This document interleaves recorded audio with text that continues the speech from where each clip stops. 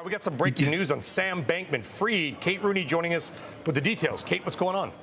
Hey there, Brian. So Sam Bankman-Fried's bail has been revoked. The judge deciding this just moments ago in a Manhattan courtroom, still deciding whether that means he's headed to jail. The judge, though, saying that he attempted to tamper with witnesses at least twice. DOJ prosecutors had accused him of witness tampering. You can see the courtroom there. Outside there, he also, they say, intimidated witnesses through his many conversations with the media. The latest example, Brian, Bankman-Fried had leaked a series of documents to the New York Times about a key witness, Caroline Ellison. She's the former CEO of the hedge fund Alameda, which was also founded by Bankman-Fried. She's already pleaded guilty to multiple counts of fraud and is Bankman-Fried's former girlfriend. Bankman-Fried's legal team had argued that he was exercising his First Amendment rights by talking to the media. The judge had issued a warning back in July. Bankman-Fried has already had his internet access restricted, was not able to use a smartphone. The FTX founder has been on house arrest as part of the $250 million bail package. Now, though, may be headed to jail in the New York area. We'll get more information about that soon. But again, bail has been revoked. That trial is set to kick off in October, Brian. Okay, I know there's a lot we don't know. This is a big deal. And I know you've been reporting on it, Kate. I'm going to go through, forgive my old brain if I get something wrong. I believe wasn't the bail at like $250 million, some huge number. Obviously, the people who put it up did not have to put up 250. They put up a tiny fraction of that, but the bond, effectively 250. And Bankman-Fried, per reporting by Kate Rooney, you might know her, he's been at his parents' home, correct? So it sounds like he could or will go to a jail cell, like now. That is what we expect, that he would be remanded from this court hearing, essentially go straight to jail from there and be remanded in the New York area. He has been in Palo Alto on the Stanford campus where his parents are professors or were professors at one point. He grew up there, has been under house arrest. But the judge has really warned you, you're cutting it close here. He's said that Sam Bankman-Fried has really kind of pushed the envelope when it came to his bail conditions, and you're seeing the results here. We'll bring you any updates, though. We've got a producer, Don Gill, inside there. I just got an update in my ear from the production staff, Kate, that Sam Bankman-Fried is being remanded to jail right now. I see that here. The judge says that it's official. Yeah. I want to make this news clear to our audience. This is Sam Bankman-Fried, FTX. Again, everything's alleged, nothing's proved. Billions of dollars, whatever you may think. Sam Bankman-Fried, a lot of people felt like that he was given a little bit of preferential treatment, perhaps, right? Despite the huge bond, he got some millionaire friends. They come in. He's been living with his parents. I have a law degree, but I'm not a lawyer. I'd love to hear from anybody in the New York area. I would assume Sam Bankman-Fried could go to Rikers Island today.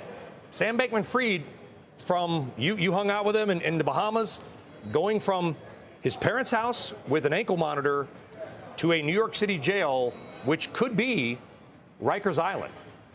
This is a big change for Mr. Bankman-Fried. Absolutely. I mean, he's got a couple months ahead of the trial. And one of the arguments by the defense here was that the discovery process needed the internet. He needed to be able to go through these documents, and they said, it's impossible for him to be able to do that from a jail cell. So the next question from legal experts I'm talking to is, will this delay the trial? Could they say, he doesn't have access to his lawyers or the type of internet he had in his parents' house in Palo Alto, and that's up for debate.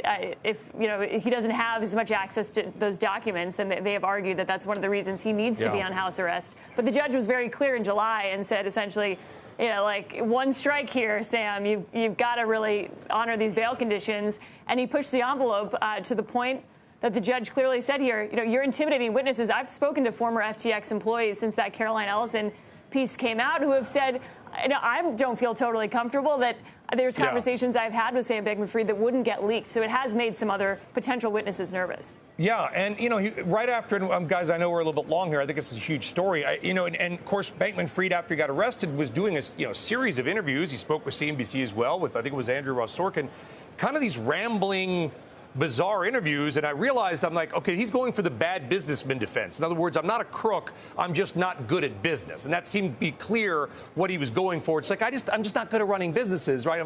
MIT or Stanford, I'm smart, but I'm not smart enough to run the business, but I'm not a criminal.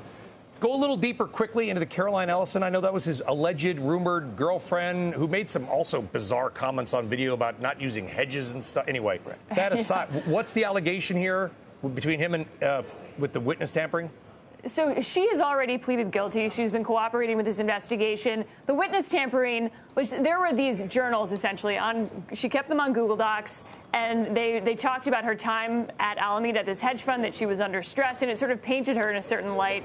And Sam Bankman-Fried had given those documents. He had access to those, gave them to a New York Times reporter. They published a story that said, essentially, here's the inside look at what she was going through at the time, painted her in a certain light. Unclear what Sam Bankman-Fried was going for there, but using what they argued was his First Amendment right to speak to the press and to defend himself. Yeah. And that was really what they're talking about here. That story was published. The New York Times and other news outlets have argued that that was newsworthy, that he was within his First Amendment rights, and that they did have the right to publish that.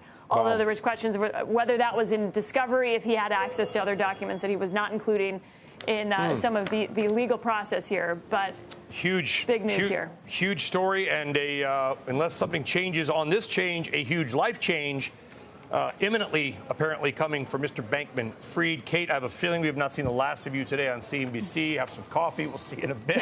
Kate Rooney, by the way, you're invited on Last Call, 7 p.m. Eastern. Tune in.